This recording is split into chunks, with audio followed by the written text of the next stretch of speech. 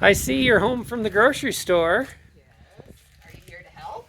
A kind husband would be, but instead I saw you pull up through the window and I grabbed my little selfie stick thing so I That's could real cute. ask you some questions, All right. and get out of unloading. Get out of unloading. So, Sherry, Mm-hmm.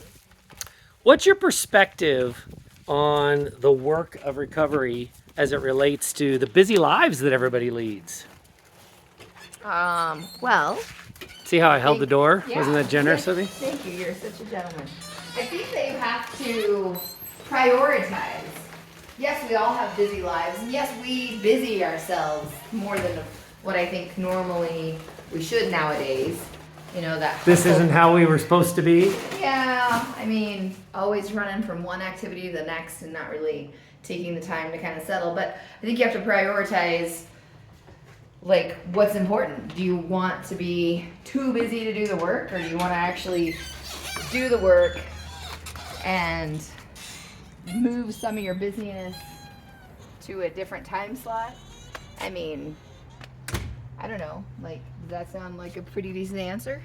Yeah, Like, you just got to kind of prioritize that you have to do the work and that you can't really stop. I mean, I think when people choose their activities, they tell themselves whether they're willing to acknowledge it or not what their priorities are. If Yeah. if you say I want to, improve this thing, I want to work on my recovery from this terrible traumatic experience I've had, but you don't actually do anything about it, then it's pretty hard to believe that you prioritize your own recovery. Yeah. So, how do you do it now? I mean, I'm 8+ years sober. You're a long way into recovery. How do you view it now? Like, did you cross the finish line and it's over? Well, I don't think you cross the finish line. I think it depends on how much you want to grow and change. And I think once you start this path of growing and changing and learning and keeping a growth mindset, you want to continue. I mean, there are times where I have felt like, in the beginning I was real mad that I had to do any work about your drinking. But there are times when I realize that I forget to do the work.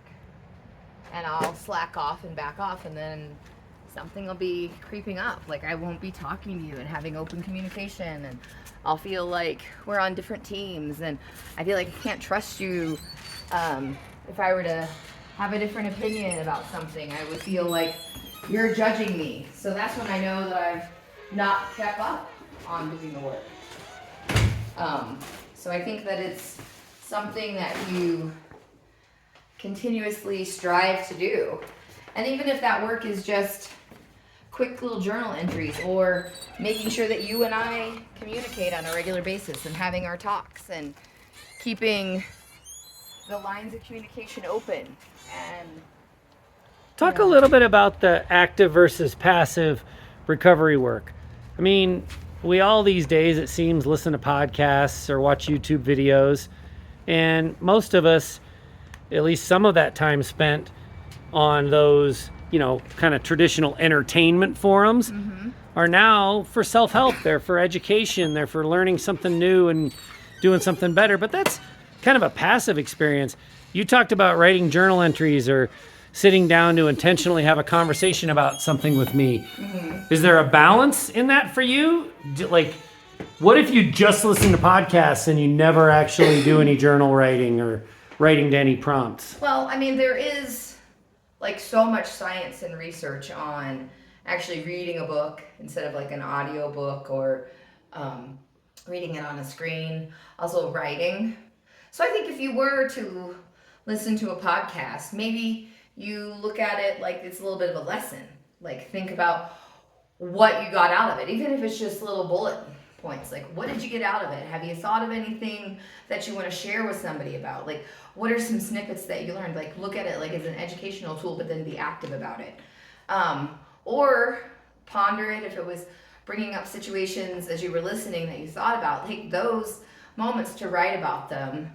I think you have to take your passive sort of education, I guess that's the right term for I think so. self-help podcast, and be intentional about it a few more times than not. You just can't absorb all this information through your ears and do nothing with it.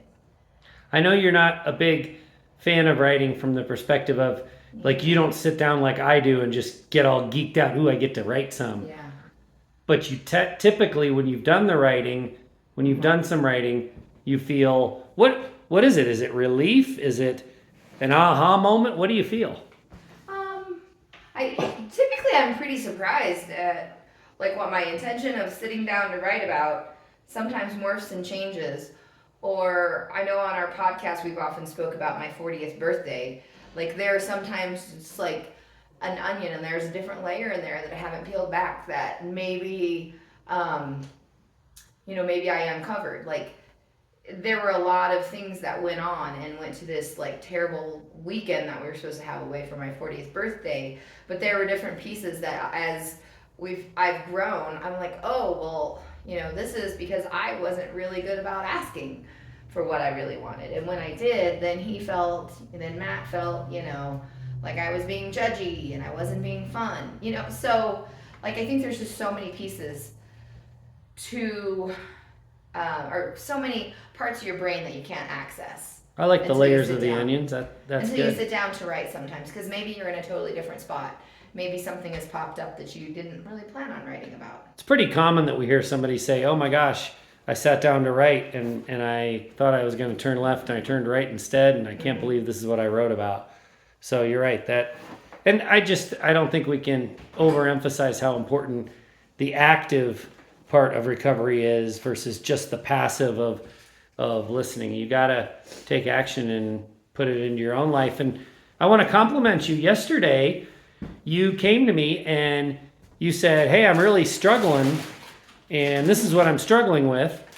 And ordinarily, what happens in our relationship is I notice that you're off, and then I've got to take a deep breath and pray a little bit and come tell you I think you're off and see how you react to that. And usually, certainly in the last few years, you pretty quickly, can identify, well, this is the thing that's bothering me, and I guess I was kind of stuffing that down a little bit. Yeah. But yesterday, I didn't notice anything was wrong with you. I didn't notice that you were struggling at all, and you came to me and said, hey, I want to tell you something I'm struggling with so you can help me process it. Yeah. That was kind of amazing. Yeah. Good job. You're slacking. Am I slacking or are you making progress? Yeah. Good question.